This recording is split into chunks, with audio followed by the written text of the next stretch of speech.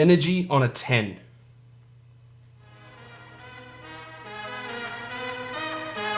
You are Locked On Fantasy Basketball, your daily fantasy basketball podcast, part of the Locked On Podcast Network, your team every day.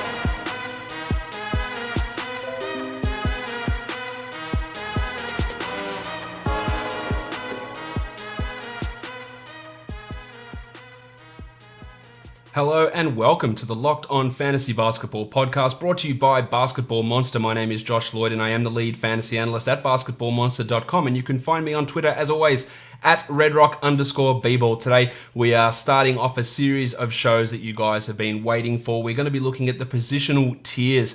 I'm going to let my guest describe what that actually means when we get into it. Of course, to do this for about the 5th consecutive year, I think it is, I am joined by my fellow basketball monsterite, and that is, of course, Matt Smith.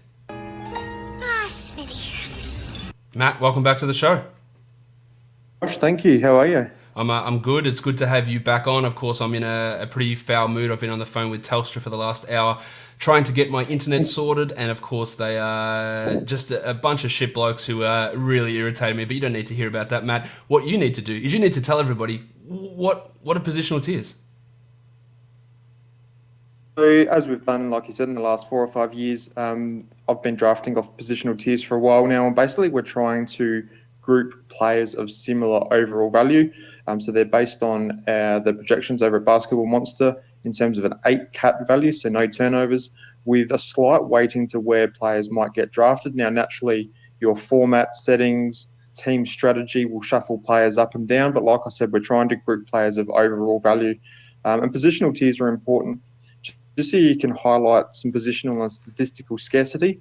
And so you know which players you might need to reach for early in drafts and which positions you can find later in drafts. So point guards in particular, there's a number of good late round point guards, but they're not necessarily high assist point guards. So you might need to get assists early, even though you can find some point guards later on. It also leans into different types of strategies as well in terms of how you're building your team. Are you looking to fill that point guard spot in a punt assist build where you can do that with guys later on, as we're going to talk about here? But as you've probably guessed, and as you can see if you are watching the video, this is the Positional Tiers podcast about point guards. I've been remiss. Michael Bolton, he wants to talk about it. Let's get to it. Let's talk about these positional tiers, Matt. For point guards, tier 1, nobody will be surprised that it's one bloke just sitting on his own. Steph Curry's there on his own, a sure top 5 pick this season in pretty much all leagues. We know that Kevin Durant won't be there this season. And the last time Steph Curry played a season without Kevin Durant, he had the highest 8 cat per game Z score of 1.76, which is the highest score we've seen in the last 30 years. He averaged 30 points, 5.5 rebounds, 6.5 assists, 2.1 steals, and 5 threes per game. So another massive season in store for Steph Curry. I think Steph is actually going to score more points than that this season. I think he's going to push up to 31 points a game. He's going to take more threes. The Warriors probably play at a little bit of a faster pace. The thing that is different, though, between that season there, which doesn't put him at that same level, is he averaged over 2 steals per game. He's been nowhere near that the last couple of seasons. So that's the difference to me. You can look back at that and go, well, no, Durant, this is what he did last time. But, yeah, the steals, the 2.1 steals he averaged there, and they dropped down. That wasn't a factor necessarily of Durant being there. That means the steal numbers dropped off. He's 4 or 5 years older, so that's probably the reason there. But I still think anywhere in the top 5, he's fine. I just got him at pick 6 actually in one of our mock drafts that we're doing for Basketball Monster. I was pretty happy with getting him at that spot. I'm not really worried about injury stuff with Steph. Yeah, he's missed a couple of games the last few years, but prior to the last 2 years, 78, 78, 80, 79, 79 games played. Yes, he's older. Yes, there's more concern, but he's going to have less leeway, I believe, this season in terms of sitting games out because the Warriors need every win to get themselves into a not only into a preferable playoff spot, but into a playoff spot in general. So I think that Steph sits pretty comfortably there in tier 1. Let's look at tier 2 now. This is where things start to get a little bit more interesting. 2 guys who sit probably as first round guys in most formats, Matt. Yeah, I agree. Damian Lillard and Kyrie Irving. So as you said, we're starting to look at the back end of that first round. I hear a lot of negativity around Damian Lillard. He doesn't get steals and he's not a high assist and he hurts your field goal percentage, but his elite points, elite threes, elite free throw percentage. his assists are still pretty good, up over 6-7 a game, over a steal. Super reliable in terms of production and games played, just night in, night out, he delivers. And Kyrie Irving, we know his per game value has always been strong. That durability is a concern if you're looking to target him in the late first, early second. He has missed 37 games over the past 2 seasons, so you need to keep that in mind. Lillard, interestingly enough, over the final 26 games of last season, averaged 8 assists per game, which is obviously really strong. But one thing I am a little bit concerned about with Lillard is over the last 4 seasons, his usage has dropped every single season. It went from 31.3 to 31.1 to 30.3 down to 29.2, and replacing Al-Farouq Aminu and Mo Harkless with a combination of Rodney Hood or Kent Bazemore getting more of those minutes, and replacing Evan Turner, a low usage guy, with someone like Anthony Simons, I could see his usage dropping down just a little bit again. That doesn't say that we're not taking him in the first round. I think that he's really strong in that 6, 7 to 8 range. I think Irving is also, I'm not worried about, hang on, Lillard there, 6, 7. That's where I think he's in that sort of range. I think Irving is right in that area with him. Are you worried with Irving with the Kenny Atkinson minutes diet that players get put on? I'm not personally. Not too much. I'm more worried about him probably resting games throughout the season, a few back-to-backs, and when he does get those niggling injuries, they'll look to sit him just to keep him fresh for that playoff run. So yeah, he's a solid, like you said, sort of late round pick. But there's some really nice guards in this tier 3 and tier 4 as well. Which if you do miss out early, then yeah, don't be too concerned. Tier 3 is packed here. Lots of names in this group. Trey Young. We're putting LeBron James here as a point guard because all the words are that he is going to be starting at point guard for this team. Kemba Walker, Chris Paul, and Russell Westbrook in this tier. Matt, give us a bit of a chat about these guys. Yeah, I love Trey Young coming into this season. Over the last 2 months of last season, he averaged 24 points, nearly 5 rebounds, 9.4 assists, 1 steal, and 2.4 threes. He was a top 20 player over that time. His statistics were very similar to Damian Lillard, who was a top 10, top 12 player. So I have written one of my hot takes this season is that I do think Trey Young could potentially be a top 10 player this season. LeBron James, once again, nightly triple-double threat. Just be wary of that free throw percentage. Kemba Walker off to the Celtics this season. He'll have a much stronger team around him, so maybe a dip in his scoring, but maybe another assist or 2, which would be nice and keep his value strong. Chris Paul, I think Chris Paul's that questionable player for everyone this season. They don't know whether to take him, and if so, where to take him. Once again, his per game value is going to be huge, and I think I saw Chris Paul tweet out in the last sort of 12 hours that his body's feeling as good as it ever has. So that is a good sign. And yeah, for all those people who want to read into Instagram and Twitter posts, they might like to see that one. And Russell Westbrook. Next to James Harden, his combined efficiency is the worst in the league. And that's really going to have a discrepancy on his average draft position, depending on if you're playing in a points head-to-head or a rotisserie league. Chris Paul's the interesting one, really. I agree with you on Trey Young. I think he could push up to that start of the, or back end of the first round, start of the second round type of range.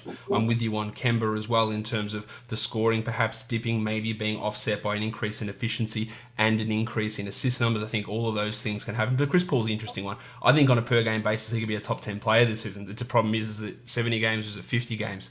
And the risk in there of him getting traded is also a huge part of it. So that's why in a Roto league, I prefer Paul in Roto versus head-to-head because in a Roto league, it doesn't matter when you accumulate the stats. So he could get traded, plays 50 games at a top 10 level, and then gets traded and plays at a top 30 level for the final 15, 20 games of the season, whatever that is. Yeah, that's fine because you're probably going to be able to draft him in a lot of cases in that third round. In a head-to-head league, if he puts up those numbers early on, then come to the playoffs and it falls right off, then maybe you're in a little bit of trouble. So that's why I do prefer Paul in a Roto setting versus head-to-head. And Westbrook, I think his ADP and his rank is ridiculous on ESPN at number 8. There's just absolutely no way that I'd want anything to do with him at that area, and this is the right spot for him. But again, we talk about it all the time, as these are all point guards, these are all guys in the same tier, but they all do offer different things to you. Kemba Walker and Chris Paul, they're offering different things.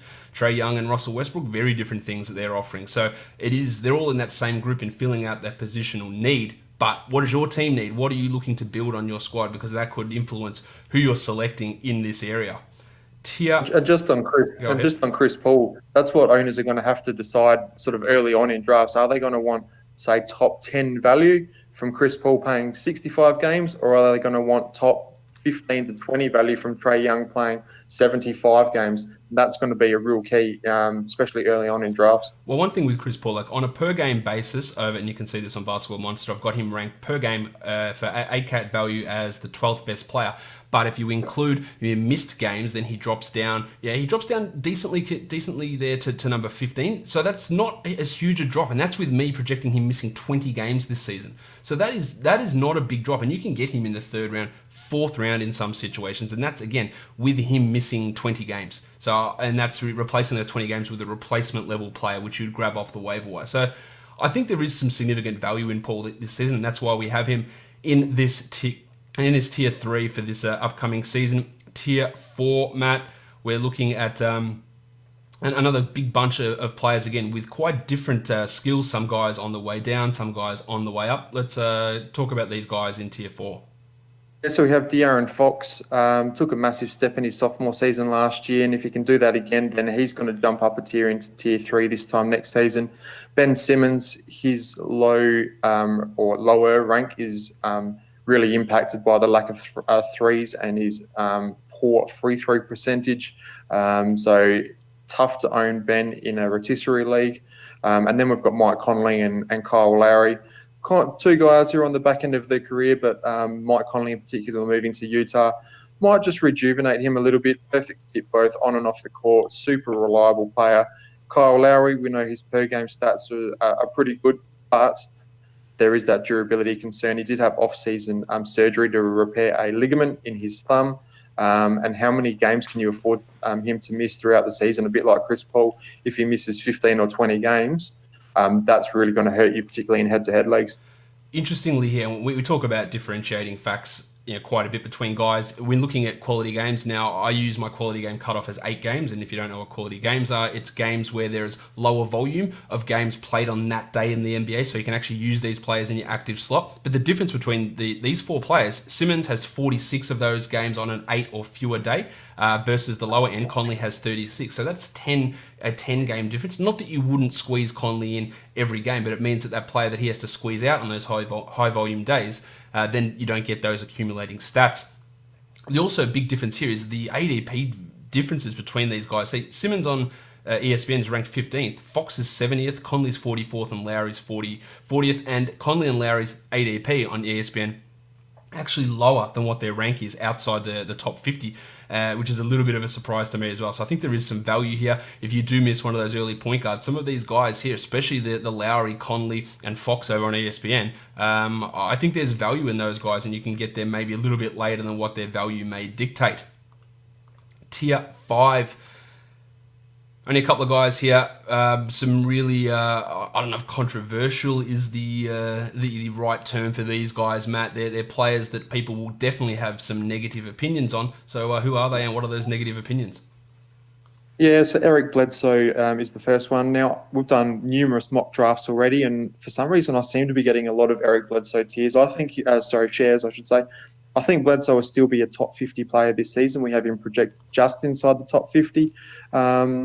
With Malcolm Brogdon has moved on to Indiana. I think that will help Bledsoe slightly. We know he had a poor playoff campaign last season, and that's maybe one of the reasons why he is falling in drafts that's already. That's the big reason, I think. No, but yeah, I do still like Bledsoe for his all-round productivity. And Terry Rozier, we do not know what Terry Rozier is going to bring to Charlotte. He could go bonkers and score 20 plus points per game and 3 threes and almost be a 25-5 type player. But we know that field goal percentage is likely going to be horrendous. So, once again, he's going to be a bit of a decisive player. And whether you get him outside the top 50 or whether you're just like, no, I don't want anything to do with Terry Rozier and let someone else take him. Well, that's the big difference here, is that Bledsoe's going to be a 48% field goal guy. Rozier's going to be a 38% field goal guy. So big differences. I think the big issue with Bledsoe is people look at his playoffs and go, he wasn't trash in all the playoffs, but in some of the playoffs. But you also have to remember that he was the 45th ranked player last season in only 29 minutes a game. So I feel pretty confident that he's going to play at least that amount of minutes and provide very similar production to what he did last year. His steals and his percentages were wildly variable last season. I feel like he's just going to be that guy in that area. So if you're getting him outside the top 50, I think you'd feel pretty good. And ESPN ADP, it does reflect what you're saying here, Matt, that his ADP is 74, despite being ranked at 57. So this is not a case of his rank influencing his ADP. It's like people are actively looking at him on the list there and going, nah, we're going to let him fall. And I think that's value. Someone wrote over on Terry Rozier's page over on Basketball Monster that his projections are wild. And when you look at how actually shit this guy is as a player, they are wild. But someone has to shoot. Someone has to score on this team. Kemba Walker's 32 or 33% usage, whatever it was, doesn't just disappear. Somebody has to take the shots. Somebody has to get the minutes. They paid Terry Rozier like he is going to be the guy to get those minutes and take those shots. So he will. He's a good rebounder. He gets some steals. He'll luck his way into some assists. And I think he will be a 20-point per game scorer, even if I think that team won't even get to 20 wins this season. But that is the Terry Rozier experience. And I feel pretty good about getting him. His Fantrax ADP at 97 and ESPN ADP at 135 is nonsense. Yep. So you can wait a little bit on him, but he is right in the mix here. And in a points league, I think he's a top 40 type player. He actually jumps up in a points league because you don't have to deal with that absolutely horrendous shooting numbers that he puts up. Hey, you know what? And if that improves, then he gets even better. This is me assuming he's not going to be a good shooter, and maybe he does even get a little bit better from there. Tier 6, Matt, we've got a quartet of players in this group. Run through them. We do Lonzo Ball, Ricky Rubio, Malcolm Brogdon, and Jamal Murray. Lonzo Ball, I really like him in New Orleans. Will suit that up-tempo offense perfectly. Prime for a breakout season, but can he stay healthy? We have him projected for 69 games. If I knew I could get at least 7... Sorry, mate? No, that was just Quagmire, just responding to your 69, but it's all good. 69 games. I know that's your favourite number. You've got that on the back of your Josh Lloyd jersey. If I can get 70-plus games out of Lonzo Ball, I would take him, all day, every day, sort of late, what are we talking, 5th, 6th, 7th round, somewhere in that range now. Ricky Rubio, I think he'll have a sneaky, pretty good season in Phoenix. As you know, I'm a big Suns fan.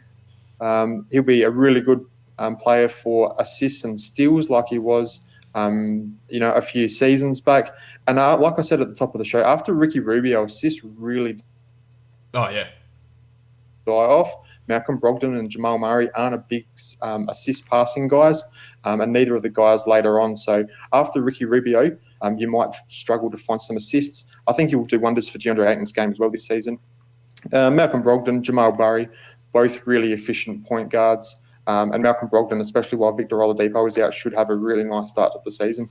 I've got Rubio in a lot of these mock drafts that I've done so far for that precise reason. Is like, shit, where am I getting my assists? Like, who is left here that's getting me 8 assists, 7 assists? Probably no one. So he is that guy that I'm looking at. You're right there. Murray and Brogdon very similar in terms of Murray probably a better scorer, Brogdon a little bit more efficient, but both elite free throw shooters. They need to get to the line a little bit more to impact in that area. And Lonzo's really the wild card. He could finish. I think Lonzo's got the best chance of this group to finish in the top 30. I don't think Brogdon or Murray or Rubio could get to that level, but if everything falls for Lonzo, he stays healthy, he plays 34 minutes a night, the block and steal rate comes back up, he could very easily finish in that level. I have zero confidence that he's going to do it, but that's an upside type of a pick. So he's another pretty decently high assist guy that you can look at there. And I think that super up-tempo system that the Pelicans are going to run, I think they're going to run it even more this year, is going to really suit what he does because he is an elite transition passer, and that is really going to help with guys like Zion on the outlet. It's going to be pretty good for Lonzo Ball. So pretty interested to see what he can do, even though, and Matt, I think one thing I need to stress with Lonzo,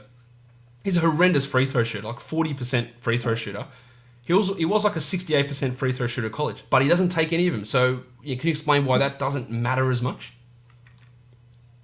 So that's we're looking at his volume. So if he's shooting 55% on what have we got projected about 1.2 free throws a game, yep, it gives him a negative Z score of 0.85. If you compare that to someone, I'm just picking out someone here from a little bit lower on, like Julius Randle. He shoots at 73%, but that's on nearly 8 attempts, and he has a negative Z score of 1.4. So it's all about volume. volume is just such a big impact in those percentage categories. Like, you can easily cancel out Lonzo, according to my projections, which of course they might not be right, but you add Mike Conley in there and you're already a positive, Mike Conley and Lonzo Ball together, you're already a positive free throw percentage team, a pretty significantly positive free throw percentage team because of that volume difference, despite being like a 50% free throw shooter. So that is important to note. Guys like a guy like Rudy Gobert, for example, who might be like a 65% free throw shooter, takes 7 times as many free throws as Lonzo, and then that absolutely wrecks your category there. Now, on to tier 7. Matt, what are we looking at with these all young guys here, or relatively They young? are Derek White from the Spurs, Delon Wright from the Mavs, and the rookie Jamal Moran in there with the Grizzlies, starting at point guard. Him in particular, his counting stats should be strong, but we know, like most rookies, efficiency and their poor efficiency will keep a lid on their overall ranking. Derek White and Delon Wright, don't mind either of these guys. Like I said, not strong assist players, but particularly with steals. On Delon Wright, do you reckon he'll start at point guard with Luka Doncic at shooting guard? Yeah, I'm pretty convinced. I think it's not quite a guarantee, but I'd be pretty stunned if it wasn't the case. And Derek White, one of the better shot blocking guards going around. I know you're pretty high on Dejounte Murray as well heading into the season. But I would expect these 3 guys to be sitting inside the top 100 come the end of the season. And these guys, again, we look at their ADP numbers, maybe not Moran, who is ludicrously overranked on ESPN, but Yahoo, he's got a rank of 78, White's at 93, Wright is at 90, and I think both Wright and White can exceed that number. I think these all can be top 75, top 70 type of players, offering a little bit of different things. You're going to have to worry about Moran's percentages. White has got that elite field goal percentage, and Wright really strong on the steal numbers with poor 3-point shooting. So there is differences in how all these guys go about it, but some real value in at least 2 of those guys. And Moran, I think, is going to be strong if you can weather maybe the first 2 months of the season. Mate, if I told you once we're in December, if Ja Morant was outside the top 200, would it be a surprise? No way. Slow start, getting used to the NBA season, getting used to his teammates, getting used to systems, and that poor efficiency. So he might be one, that you look to sort of buy low on. Oh, absolutely. And come, hey? Yeah, it's what happened with Trey Young. He was dropped by plenty of leagues, and he's like, go and grab this guy. And then the last couple of months after or the All-Star break, he could be quite valuable. Let's move on to tier 8 now of our point guard tiers. We've got 4 guys here, some players that you can find really late in your draft, some others that might be getting a little overvalued, but definitely different groupings of ADPs here. Who are the guys? Fred Van Vliet from the Toronto Raptors, Jeff Teague in Minnesota, Dejounte Murray, who we just mentioned in Spurs, and Thomas Satoransky moving to the Chicago Bulls. I don't know if you want to discuss them all individually, but is there any sort of 1 or 2 guys that stand out in this tier? Jeff Teague had a career high 7.2 assists last season. That might drop slightly. And like I said, if you're really desperate for assists at this point of time, you might have to look at Teague. Yep. Dejounte Murray, strong rebounds and steals option. Satoransky was a top 80 player last season after Jamal got injured. I know you really like Fred VanVleet as well, Josh. Do you have any worries about Satoransky not being the starter in Chicago with Chris Dunn and Kobe? I have zero concern about it. I think he's locked in as that starter. We saw how well he played, or he is playing in the World Cup at the moment. He's very, very good, and people don't realise just how very good he is. And he's significantly better than Chris Dunn, and he's significantly better than Kobe White at this point. So I have zero concern of him playing as a starter this season. I don't have any concern either, and I actually really like that Bulls lineup for this season with Satoransky, Levine, Otto Porter, Larry Markkinen, Wendell Carter Jr. All 5 of those guys could have pretty significant value, and I reckon, they're an outside chance to make the playoffs. Problem is they don't have a real coach, so that's going to be the concern to see how they all mesh that in together. But I think all of these guys have value. DeJounte Murray is way outside the top 100 on ESPN, so is Satoransky. Van Vliet, the same thing, and even Jeff Teague is outside the top 100. I think all of these guys are really, and this is what we talk about, value at the back end of drafts in point guards. These guys are all going to be sitting around. So if you didn't get these guys early, even though the assists aren't going to be necessarily all that high, Looking for a point guard type of player who can get you some assists, who can be decently efficient, good free throws, get some steals. These guys are all going to be around, same as Derek White and Delon Wright, and these Ricky Rubio later on, like we talked about. There's a lot of these later round point guards who I think are pretty solid. It's hard for me to nitpick these players and go, well, they're not going to bring in top 100 value, because you can get them in that area, and I'm pretty sure they're going to do that. Definitely, totally agree. Let's move on to tier 9. Now, Matt, we've got 5 guys here. Patty Beverley of the LA Clippers, Goran Dragic, the Iron Shoulder of the Miami Heat, DJ Augustin of the Orlando Magic, and Sexland, Colin Sexton and Darius Garland, the Cavs rookie second-year backcourt combo. All right, so we are getting towards the end of the point guard value type players here, but Beverley is a guaranteed starter. Augustin's going to start the season. And then you've got some unknowns, I guess. Or Sexton's going to start, but what is Garland going to do? What is Dragic going to do? Where are they going to play? Do you think Dragic is going to start? Because when I did the Miami Heat preview, David Ramil thought that they might bring Dragic off the bench and start Winslow. Yeah, and I've actually written that in my little blurb here and said it wouldn't actually surprise me if Justice Winslow starts over Dragic at some point this season. If it was straight off the bat, then that would be really interesting, and for that reason, I do like Justice Winslow as a late round point guard option. Dragic is past it. One more year on his contract, I believe. Justice Winslow is about 23, 24, so more the future of the Miami Heat. So I think that's a strong possibility, and like I said, that could really be a big boon for Justice Winslow's value. We talk about Darius Garland. We talked about Ja Morant. Garland, I think, is going to be even worse to begin the season. I'm not sure he starts the season as a starter. It might be Brandon Knight. There's still Jordan Clarkson there, but eventually we're going to get 30 minutes out of Garland. He's going to score pretty well. Efficiency can be the concern. Can any of these guys, either him or Sexton, get an assist? Well, do you reckon either Sexton or Garland will average 4 assists a game, or will they combine for, say, 7 assists? I'm not sure they will. Yeah, I'd probably take the under on both of those things. I just don't see. Yeah, they're both more scoring guards. Probably the offense will mainly run through Kevin Love when he's healthy. But yeah, I don't really like either, and I don't like any of these players. The 5 in this tier 9, I'd gladly happy wait another couple of rounds and look at tier 10 or 11. I reckon you can get Garland lower than Sexton, lower than Dragic and Beverley as well. So that might be interesting to get him as a later round pick. Augustin, I think, is going to be strong, but the Magic want Markelle Fultz to step up. So when you head-to-head playoffs, maybe Fultz is actually in this role. Of course, we don't have him in these tiers yet because we don't even know if this guy's going to play at all this season. We assume he will. I was just going to say, is Fultz ever going to play ever again? I think he will. And I actually do have, maybe this confidence is misplaced, but I actually do have confidence in Markelle Fultz playing this season, and I think he will be the starter at some point this year. I don't know where I have this misplaced confidence. I have more confidence in that than Terrence Jones becoming a reliable rotation player, Matt. Oh, Josh. Oh, jeez.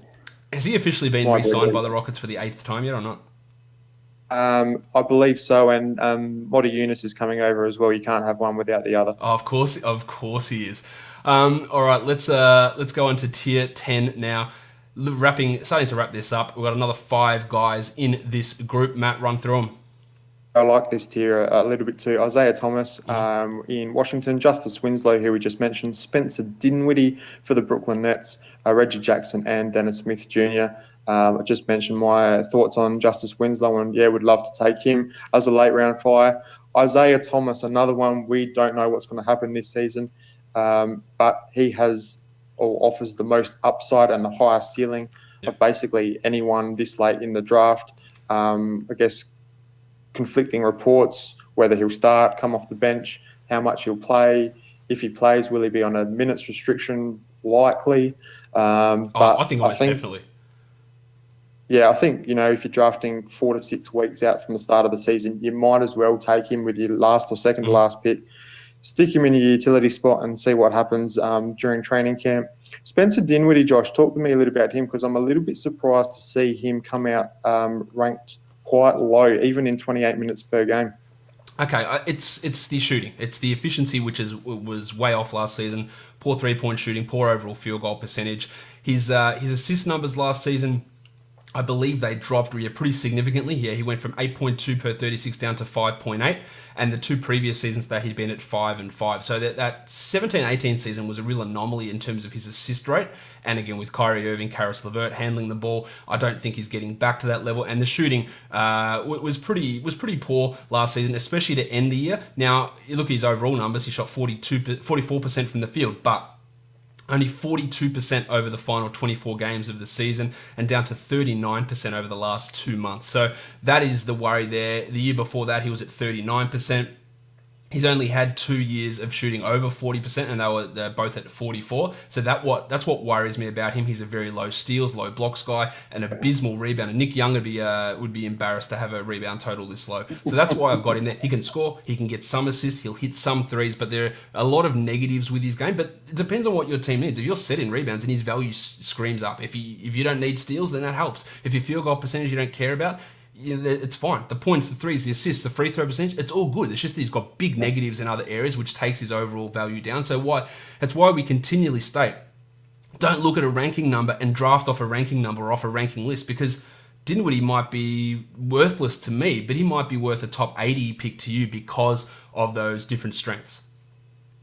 Exactly, and when Kyrie Irving does miss games, we know that Spencer Dinwiddie will put up some pretty strong lines. Dennis Smith is another guy in this group that I think has some upside. You talked about Thomas. I don't know what David Fizdale's going to do, because let's be honest, David Fizdale doesn't know what David Fizdale's going to do. Peyton is there. Maybe that takes some minutes away. But Smith, heading into his 3rd season, I still like him.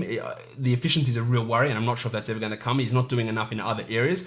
But versus like Reggie Jackson, who has zero upside to me. He's just, this is who he is. And I've got no point guards. I need someone who is at least solid. Jackson could be that. But Smith, if I'm weighing up between those two who are in the same tier, I take the upside every time. Totally agree. Our last tier 11, we have Dennis Schroeder. Will be that backup role in the Thunder. Not a bad spot start when Chris Paul misses time, so we think that Shai Gilgeous-Alexander will slide over to that point guard role. And the last man I've got here, Ish Smith. If Isaiah Thomas's health doesn't hold up, then Smith will step into that starting role, or he might even start there. And they bring Thomas slowly off the bench.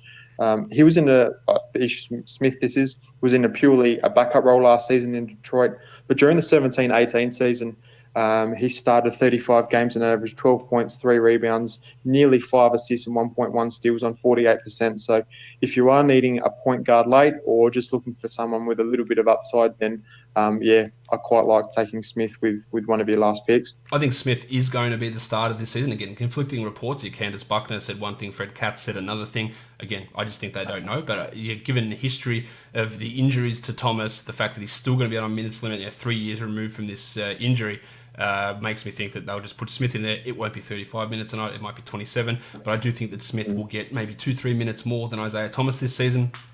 Upside is nowhere near as high, so that's why you look at him, hey, let's see how it goes. But if Thomas is hurt, the point guard situation then leads to Justin Robinson. If you're saying who, that should give you an idea of the depth of the point guard spot in Washington, which could lead Smith to play 32, 33 minutes if Thomas isn't actually able to stay healthy.